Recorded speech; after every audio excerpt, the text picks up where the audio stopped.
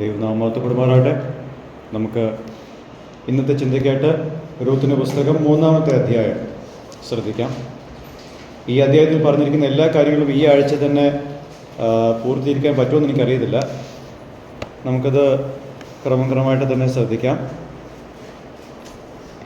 2-ാമത്തെ അധ്യായത്തിൻ്റെ സംഭവങ്ങൾ നടന്ന് ഒരു 2-3 ആഴ്ചയ്ക്ക് ശേഷമാണ് ഈ സംഭവങ്ങളെല്ലാം നടക്കുന്നത്. ഓക്കെ, ഈ 2-ാമത്തെ വാക്യം ഒന്ന് നമുക്കൊന്ന് വായിക്കാം. 3-ാമത്തെ അധ്യായത്തിൻ്റെ 2-ാമത്തെ വാക്യം, ചാപ്റ്റർ 3 verse 2.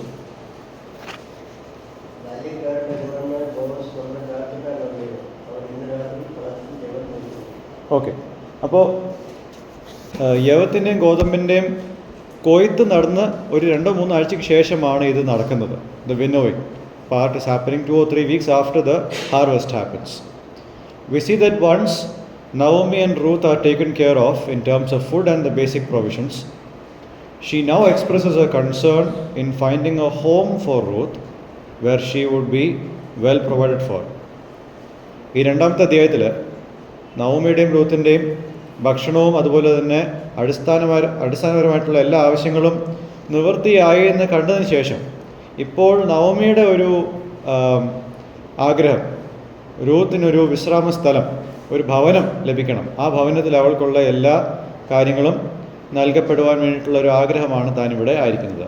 കാരണം ആ വിധവ എന്നുള്ള ഒരു ടൈറ്റിൽ അവളിൽ നിന്ന് മാറുവാൻ നവോമി ആഗ്രഹിക്കുന്നുണ്ട്. She desires that Ruth will have the status of the widow remove from her. ഈ ഒരു ആഗ്രഹം ഇതാദ്യമായിട്ടല്ല ഈ പുസ്തകത്തിൽ നമ്മൾ കാണുന്നത്. 1-ാമത്തെ അധ്യായത്തിൻ്റെ 9-ാമത്തെ വാക്യത്തിൽ നമ്മൾ എന്താണ് കാണുന്നത്? നിങ്ങൾ താന്താന്റെ അമ്മയുടെ വീട്ടിലേക്ക് മടങ്ങിപ്പോകുന്നു. മരിച്ചവരോടും എന്നോടും നിങ്ങൾ ചെയ്യുന്നതുപോലെ യഹോവ നിങ്ങളോടും ദയ ചെയ്യുമാറാകട്ടെ. നിങ്ങൾ താന്താന്റെ ഭർത്താവിന്റെ വീട്ടിൽ വിശ്രാമം പ്രാപിക്കേണ്ടതിന് യഹോവ നിങ്ങൾക്ക് കൃപ നൽകുമാറാകട്ടെ എന്ന് പറഞ്ഞ് അവരെ ക്ഷണിച്ചു. Okay, so she had urged Ruth to go back to her mother's home and she wished that God would provide a rest through her husband. 1-ാമത്തെ അധ്യായത്തിൽ റൂത്തിനോട് തൻ്റെ മാതാവിൻ്റെ ഭവനത്തിലേക്ക് തിരികെ പോകുവാനും ഒരു ഭർത്താവ് ലഭിക്കുന്നതിലൂടെ അവൾക്കൊരു വിശ്രാമം ഉണ്ടാകുവാനും നവോമി ആഗ്രഹിച്ചിരുന്നു. And now in chapter 3, when Naomi is essentially Ruth's mother in the story, she takes deliberate steps to see to it that Ruth is married. ഇപ്പോൾ ഈ 3-ാമത്തെ അധ്യായത്തിൽ റൂത്തിൻ്റെ അമ്മയായിട്ട് തന്നെയാണ് നവോമി ആ ഒരു സ്ഥലത്ത് ജീവിക്കുന്നത്. അതുകൊണ്ട് തന്നെ റൂത്തിൻ്റെ വിവാഹം നടക്കുവാനായിട്ടുള്ള എല്ലാ സ്റ്റെപ്സും നവോമി എടുക്കുന്നതായിട്ട് നമുക്ക് കാണാൻ സാധിക്കുന്നുണ്ട്. 1-ാമത്തെ അധ്യായത്തിൻ്റെ 8-9 വാക്യങ്ങളിൽ റൂത്തിൻ്റെ വിവാഹത്തിനായിട്ട് താൻ പ്രാർത്ഥിച്ചിരുന്നു. ഇപ്പോൾ താൻ നേരത്തെ പ്രാർത്ഥിച്ച കാര്യത്തിനോട് ബന്ധത്തിൽ ഉള്ള എല്ലാ കാര്യങ്ങളും താൻ ആക്റ്റീവായിട്ട് ചെയ്യുന്നു. She is actively planning to carry out something for which she prayed earlier. And this is where we learn our first lesson. Divine and human actions work together. ദൈവിക ക്രിയകളും മനുഷ്യൻ്റെ ക്രിയകളും ഒരുമിച്ചാണ് പ്രവർത്തിക്കുന്നത് ദൈവത്തിൻ്റെ ഇഷ്ടം നടപ്പിലാക്കുവാൻ. ഇതിൻ്റെ അർത്ഥം താൻ പാതി ദൈവം പാതി എന്നുള്ളതല്ല. It's not 50% of man's work, 50% of God's work. God's work that is 100% is done 100% through man. ദൈവത്തിൻ്റെ പദ്ധതി അല്ലെങ്കിൽ ദൈവത്തിൻ്റെ ക്രിയകൾ 100% നടക്കുന്നത് മനുഷ്യൻ്റെ 100% പ്രയത്നത്തിലൂടെയാണ്. Believers are not to wait passively for their prayer requests without doing anything for that.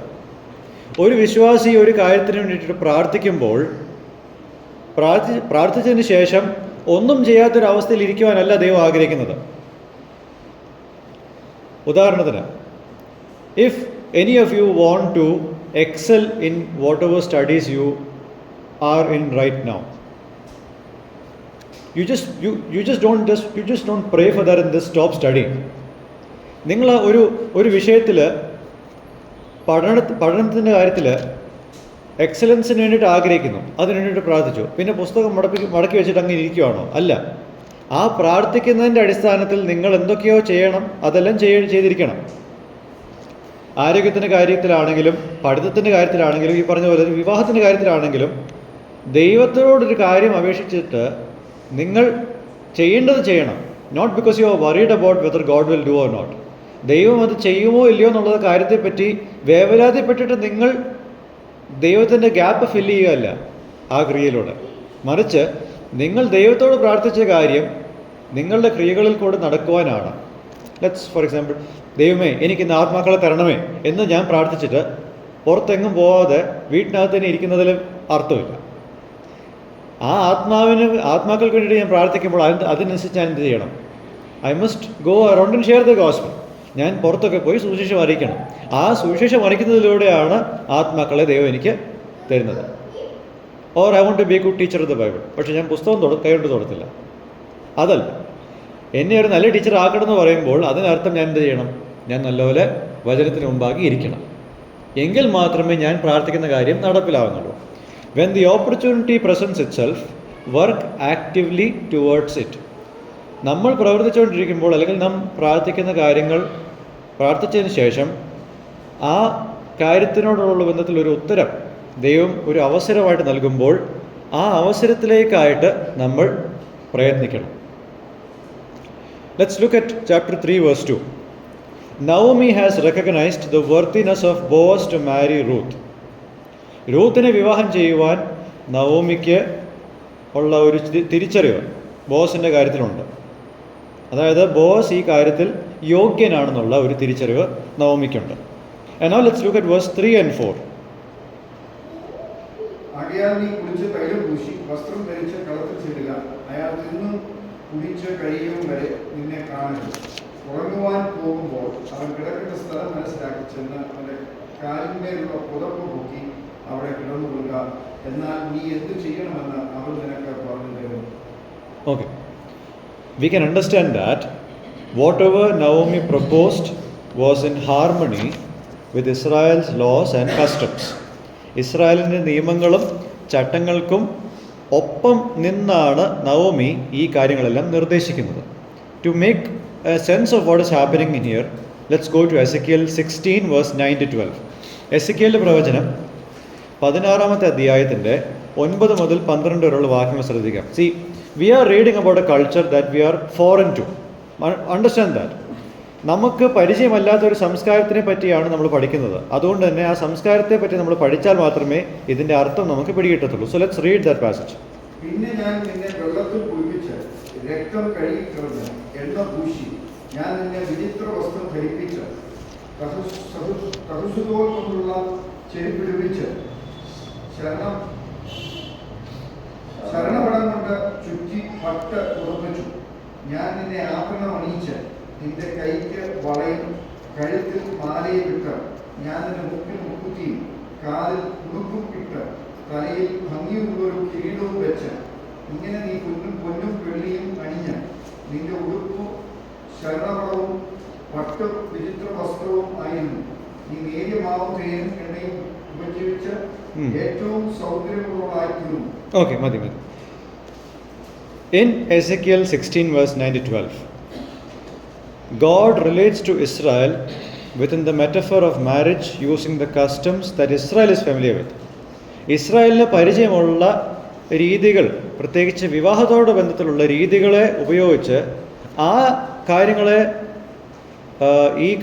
ഈ ഒരു കാര്യത്തോട് ബന്ധപ്പെടുത്തിയാണ് ദൈവം ഇസ്രായേലിനോട് വിവാഹത്താൽ താൻ തന്നെ നിശ്ചയിക്കുന്നത്.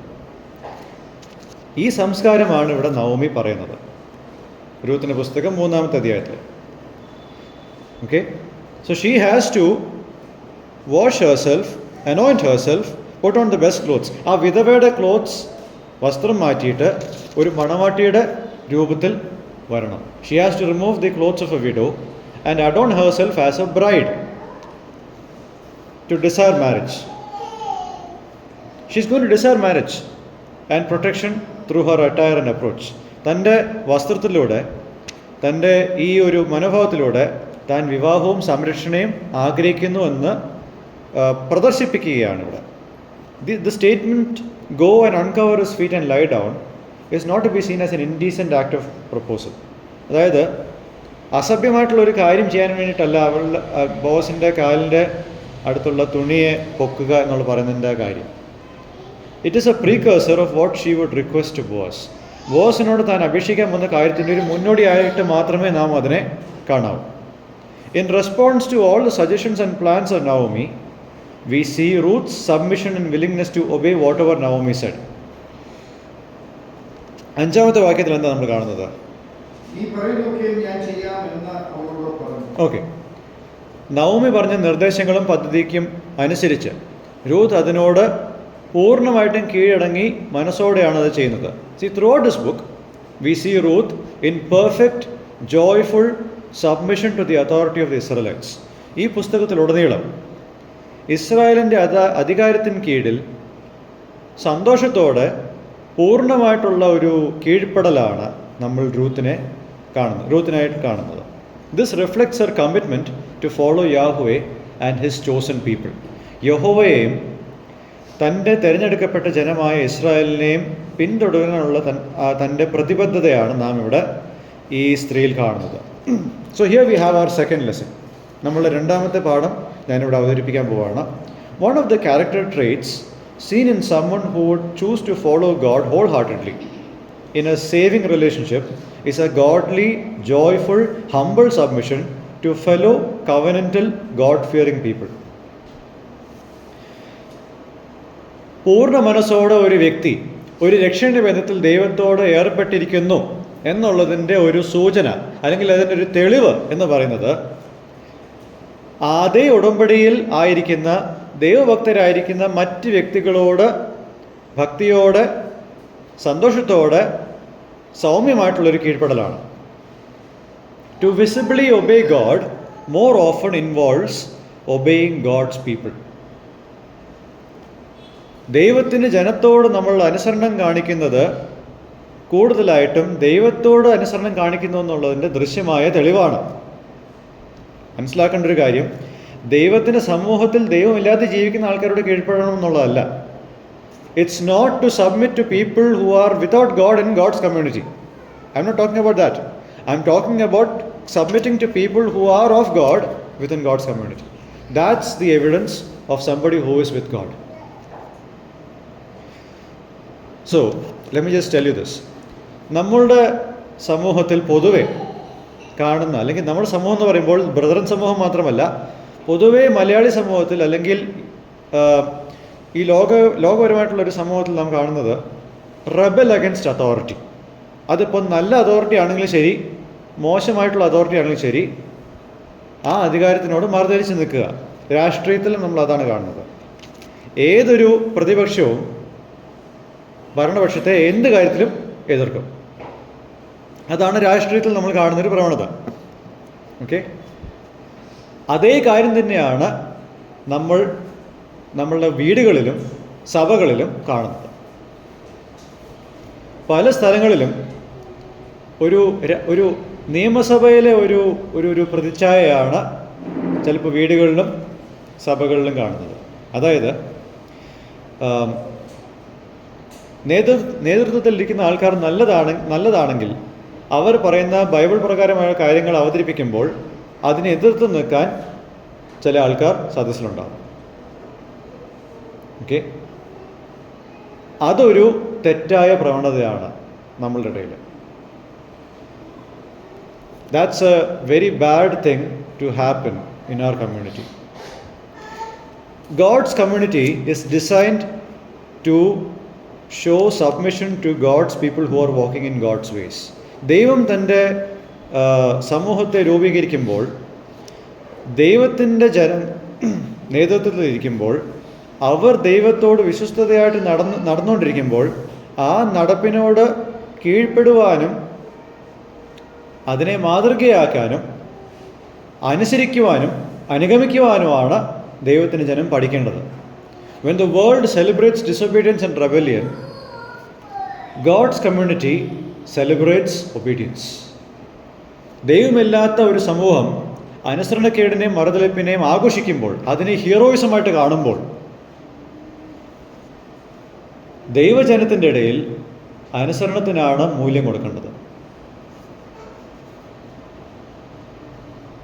പോലീസിനെതിരെ കല്ലെറിയുന്ന ആൾക്കാരെ, ബസ്സുകൾക്കെതിരെ, സർക്കാർ വണ്ടികൾക്കെതിരെ കല്ലെറിയുന്ന ആൾക്കാരെ പിൽക്കാലത്ത് മന്ത്രികളാക്കുവാൻ ജനമുണ്ട്. മനസ്സിലാവുന്നുണ്ടല്ലോ? That's how the world is. അതാണ് ലോകം. പക്ഷെ പലപ്പോഴും നല്ല നേതൃത്വത്തിനെതിരെ കല്ലെറിയുന്ന ആൾക്കാർ പിൽക്കാലത്ത് എന്താവും? നേതാക്കന്മാരാവും. അതാണ് സഭകളിൽ നടക്കുന്നത്. അത് നടക്കരുത്. That should not happen. നടക്കാൻ പാടില്ല. And let celebrate obedience as God's people. അനുസരണത്തെ നമ്മൾ മാതൃകയാക്കി അതിന് മൂല്യം കൊടുക്കണം. Because if not, we are losing ground in this world. നമുക്ക് ജയിക്കാനുള്ള സമയം അല്ലെങ്കിൽ സാവകാശം, ലോകത്തോടും പിശാചിനോടും ജയിക്കാനുള്ള ആ ഒരു സാധ്യത നമ്മൾ തന്നെ ഇല്ലാണ്ടാക്കുകയാണ്. Now, let's come back to this.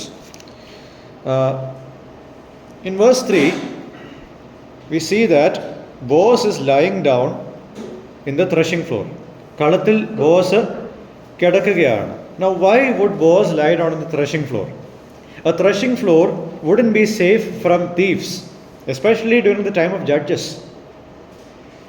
കളം എന്ന് പറയുന്ന സ്ഥലം ഒരിക്കലും മോഷ്ടാക്കളിൽ നിന്നും സേഫായിട്ടുള്ളൊരു ഇടമല്ല, പ്രത്യേകിച്ച് ന്യായാധിപന്മാരുടെ കാലത്ത്. ന്യായാധിപന്മാരുടെ കാലത്തുള്ള പ്രത്യേകത എന്താ? In the time of the judges everyone did what was right in their own eyes. There was no king. ഇല്ലായിരുന്നു. ഓരോരുത്തരും താൻ്റെ ഇഷ്ടത്തിനനുസരിച്ച് ജീവിച്ചു. അപ്പോൾ ആർക്ക് വേണമെങ്കിലും എവിടെ നിന്ന് വേണമെങ്കിലും മോഷ്ടിക്കാം, ആക്രമിക്കാം, എന്ത് വേണമെങ്കിലും ചെയ്യാം. അതാണ് അവിടുത്തെ സാഹചര്യം. And so no threshing floor is safe. ഒരു കളവും സുരക്ഷിതമല്ല. അതുകൊണ്ട് തന്നെയാണ് ഇവിടെ ഉടമസ്ഥൻ ആയ ബോസ് ഇവിടെ ആയിരിക്കുന്നത്. അല്ലാതെ അയാൾക്ക് വീടില്ലാഞ്ഞിട്ടല്ല. In that scenario, he can't stay safe in his home when his threshing floor is unprotected.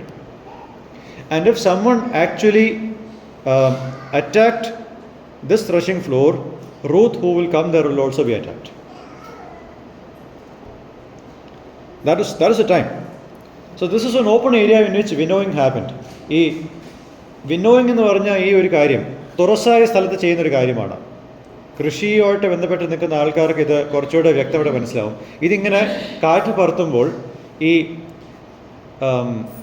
ലൈറ്ററായിട്ടുള്ള materials, അതായത് ഗോതമ്പും പതിരും വേർതിരിക്കുന്നത് കാറ്റ് വരുമ്പോഴാണ്. കാറ്റിൽ ഭാരം കൂടിയ ഗോതമ്പ് താഴെയും പതിര് വേറൊരു സ്ഥലത്തേക്ക് മാറിപ്പോകും.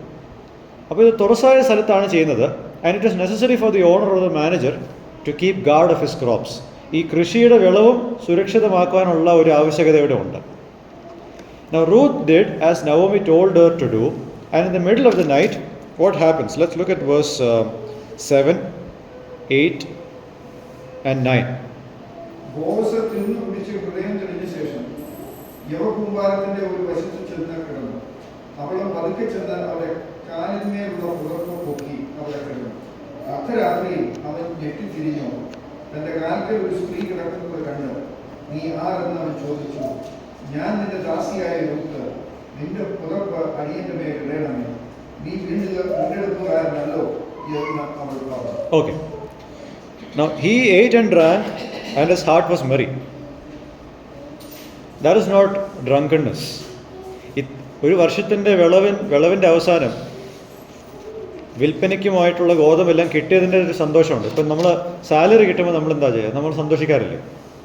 അതുപോലെ അത്രയേ ഉള്ളൂ. ഓക്കെ, അതാണ് ഇവിടെ നടക്കുന്നത്. And something startled the man at the middle of the night. ഈ ഇരുട്ടിൻ്റെ സമയത്ത് എട്ടാമത്തെ വാക്യത്തിൽ ഇദ്ദേഹം പേടിച്ച് ഉണർന്നു. Because he thought somebody was going to rob the harvest. ഇരുട്ടിൻ്റെ മറവിൽ ആരെങ്കിലും ഇതിനെ മോഷ്ടിക്കാൻ വേണ്ടിയിട്ട് വന്നതാണെന്നാണ് ഇദ്ദേഹം ധരിച്ചിരുന്നത്. പക്ഷേ കണ്ടപ്പോൾ ഒരു സ്ത്രീ. And we see in verse 9 he said, who are you? നീ ആരാണെന്ന് ചോദിച്ചു. അതെന്തുകൊണ്ട് ആരാണെന്ന് ചോദിച്ചത്?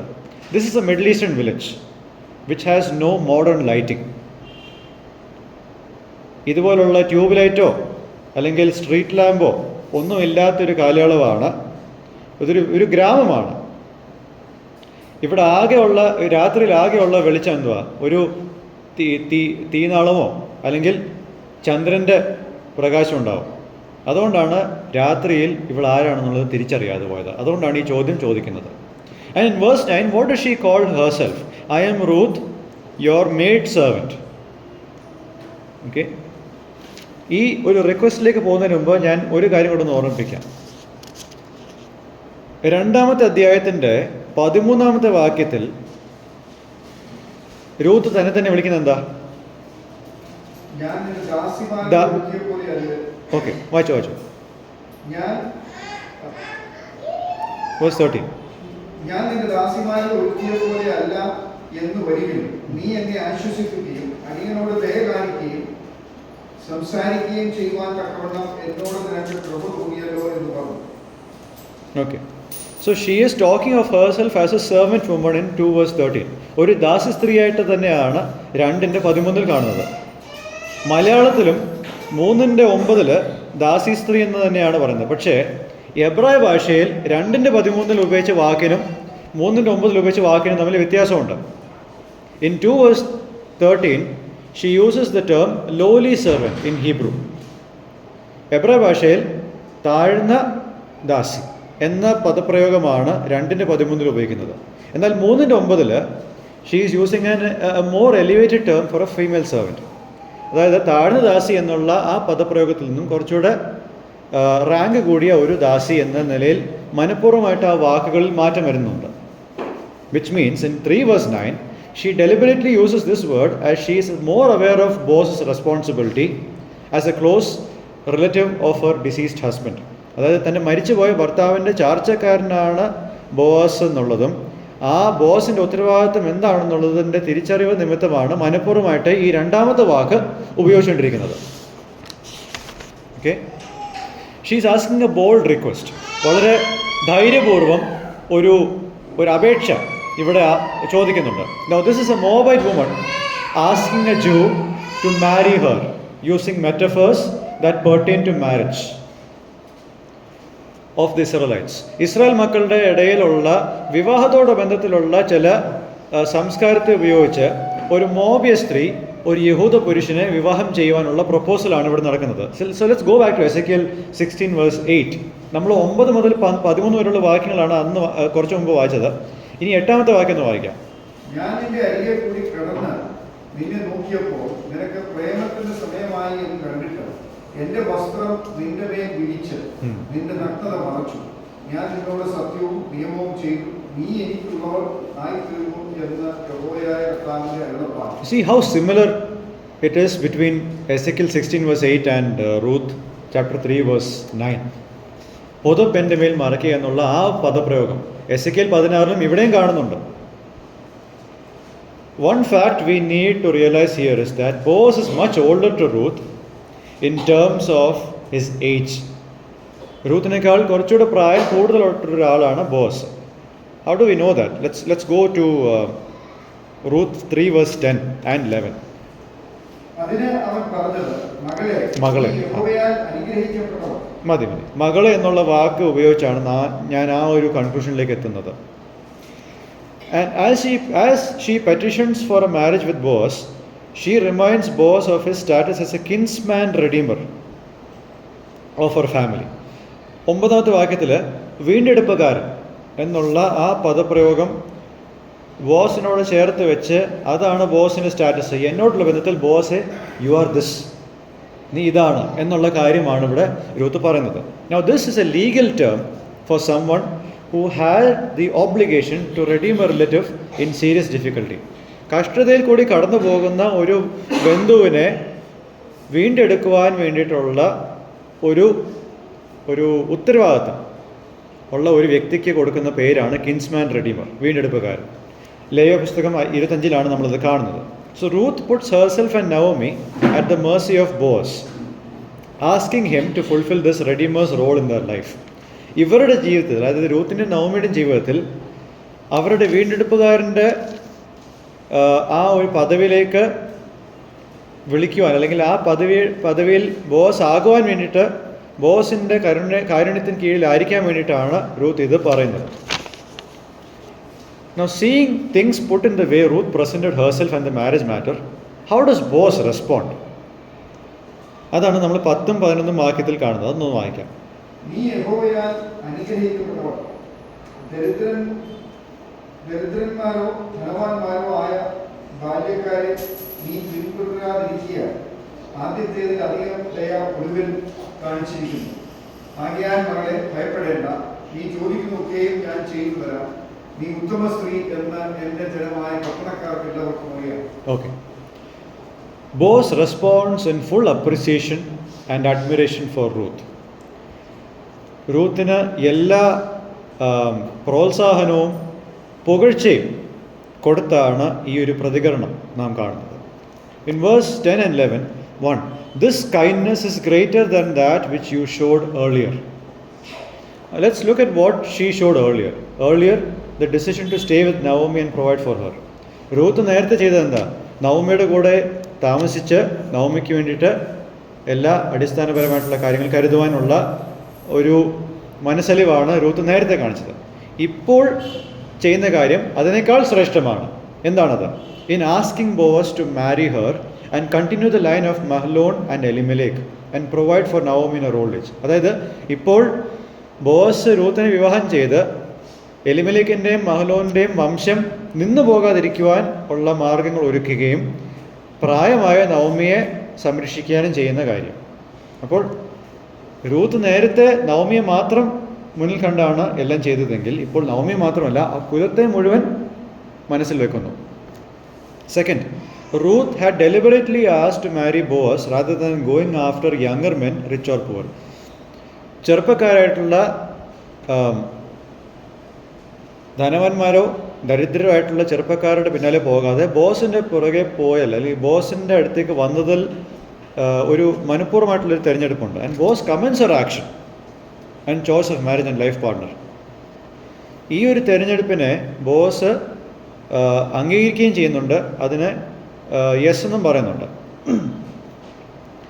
Ruth understood that it's only in marrying Boaz that Naomi will be taken care of and Ruth will be protected.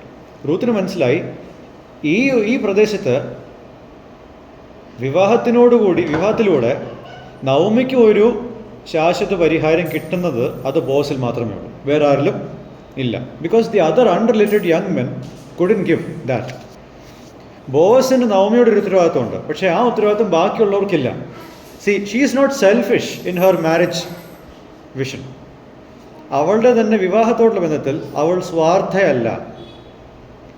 അവൾ വിവാഹം ചെയ്യുമ്പോൾ അമ്മയമ്മയ്ക്കും കൂടെ എന്തെങ്കിലും ഒരു സുരക്ഷ ഉണ്ടാവുമോ എന്ന് കരുതിയിട്ടാണ് അത് ചെയ്യുന്നത്.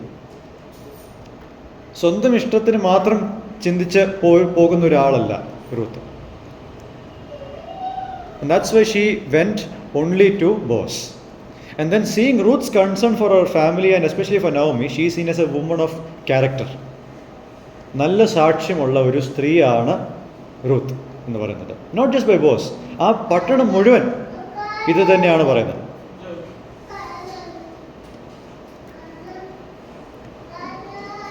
Okay, Noble character in women. What does that look like? ദൈവത്തിൻ്റെ ഭാഗത്ത് നിൽക്കുന്ന സ്ത്രീകളുടെ നല്ല സ്വഭാവത്തിൽ, സാക്ഷ്യമുള്ള സ്വഭാവത്തിൽ എന്തൊക്കെയാണോ ഉള്ളത്? See, we don't talk about biblical manhood and womanhood among us. Bible പ്രകാരം ഒരു പുരുഷൻ ഏത് വിധമായിരിക്കണം, ഒരു സ്ത്രീ ഏത് വിധമായിരിക്കണം എന്നുള്ളത് നമ്മൾ പറയാറില്ല, ഡിസ്കസ് ചെയ്യാറില്ല. V assume we know all of those things. നമുക്ക് പലപ്പോഴും അതൊക്കെ ധരിച്ചു വെച്ചിരിക്കുന്ന കാര്യമായിട്ടാണ് നമ്മൾ പറയുന്നത്. പക്ഷേ there are times when we have to say that clearly. What is a woman who is of noble character? How does she look like? One, there is a love for God. ദൈവഭാഗത്ത് നിൽക്കുന്ന ഒരു സ്ത്രീക്ക് ആദ്യം ഉണ്ടാവേണ്ട ഒരു കാര്യം ദൈവത്തോടുള്ളൊരു സ്നേഹമാണ്. Second, that sort of a woman should have submission to God and to his people. ആ സ്ത്രീക്ക് ദൈവത്തോടും തൻ്റെ ജനത്തോടും ഒരു കീഴ്പ്പെടൽ ഉണ്ടായിരിക്കണം. ദൈവത്തിൻ്റെ കൂടെ നിൽക്കുന്ന ഒരു സ്ത്രീക്ക് മൂന്നാമത് വേണ്ട ഒരു കാര്യം decision making which manifests compassion and concern for the downtrodden. ദൈവഭാഗത്ത് നിൽക്കുന്ന സ്ത്രീക്ക് തീരുമാനങ്ങൾ എടുക്കുമ്പോൾ ആരോരുമില്ലാത്ത ആൾക്കാരെ മനസ്സിൽ വെച്ച് അവരോട് മനസ്സിലേക്ക് കാണിക്കുന്ന തരത്തിൽ അവർക്ക് കൺസേൺ കൊടുക്കുന്ന കാര്യത്തിലാണ് അവരുടെ തീരുമാനങ്ങളെല്ലാം. Which means she is not selfish. സ്വാർത്ഥരായിട്ടുള്ള ഒരാളായിരിക്കത്തില്ല ഒരു ദൈവഭാഗത്ത് നിൽക്കുന്ന ഒരു സ്ത്രീ. And fourth, there is a continuous practice of showing compassion. മനസ്സലിവ് കാണിക്കുന്നത് തുടർമാനമായിട്ടുള്ളൊരു ജീവിത ശൈലിയാണ്. Fifth, the willingness to pursue marriage and fulfill the role of a wife with submission. A woman of God is not someone who looks at marriage as a burden.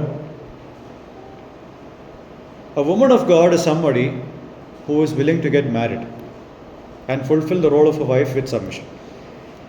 വിവാഹ ജീവിതം ഒരു ഭാരമായിട്ട് കാണുന്ന ഒരാളല്ല ദൈവഭാഗത്ത് നിൽക്കുന്ന ഒരു സ്ത്രീ.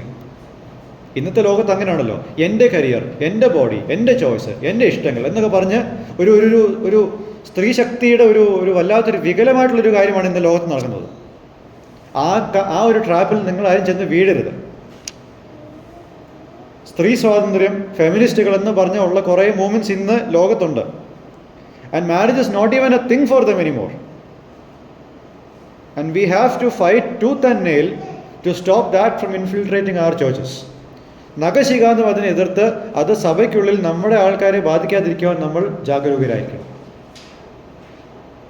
വിവാഹം ഒരു ബാധ്യതയല്ല, അത് ദൈവത്തെ പ്രസാദിപ്പിക്കുവാനും മഹത്വപ്പെടുത്തുവാനുള്ളൊരു മാധ്യമമായിട്ട് വേണം നമ്മൾ സ്ത്രീകൾ ഇതിനെ കാണാൻ, നമ്മുടെ സ്ത്രീകൾ ഇതിനെ കാണാൻ. ഓക്കെ, ഇതിന് മറുവശമുണ്ട്. ബോസിൻ്റെ കാര്യത്തിലും ഒരു ഭർത്താവ് എങ്ങനെ ആയിരിക്കണം എന്നുള്ള കാര്യം ക്രമേണ ഞാൻ പറയാം. കീഴ്പ്പെടാൻ ആഗ്രഹിക്കാത്ത എന്നാൽ ഭാര്യമാരാകാൻ ആഗ്രഹിക്കുന്ന ഒരു തലമുറയാണ് ഇന്ന് നമ്മൾക്കുള്ളത് കൂടുതലായിട്ട്. We have A crop of women who want to be a wife of somebody but not willing to submit to someone. അതായത് ഇണയാകാനും തുണയാകാനും ഓക്കെയാണ്, പക്ഷേ കീഴ്പ്പെടുവാൻ മനസ്സില്ല. You can be a mate or a life partner but I don't want to submit. അതാണ് ഇന്നത്തെ ചിന്താഗതി. That's not befitting for a godly woman. ഒരു ദൈവഭാഗത്ത് നിൽക്കുന്ന സ്ത്രീക്ക് അത് ചേർന്ന് പോകുന്നൊരു കാര്യമല്ല. If you are a godly woman you will submit your husbands as you would to the lord. That's what we learn from Ruth over here. ഇത്രയും പറഞ്ഞ് നമുക്ക് ഈ ഒരു ഭാഗം ഇവിടെ നിർത്താം. അടുത്ത തവണ നമ്മൾ ചിന്തിക്കുമ്പോൾ 12-ാം വാക്യം മുതൽ 18-ാമത്തെ വാക്യം വരെ കുറച്ചുകൂടെ ഡീറ്റെയിൽഡായിട്ട് കുറച്ചുകൂടെ ലെസൺസും നമുക്ക് ഇവിടുന്ന് ഉൾക്കൊള്ളേണ്ടതായിട്ടുണ്ട്. നമുക്കതെല്ലാം ഗഹനമായിട്ട് ചിന്തിക്കാം. ദൈവം നമ്മളെല്ലാവരും സഹായിക്കുമാറാട്ടെ. ദൈവനാമം മഹത്വപ്പെടുമാറാട്ടെ.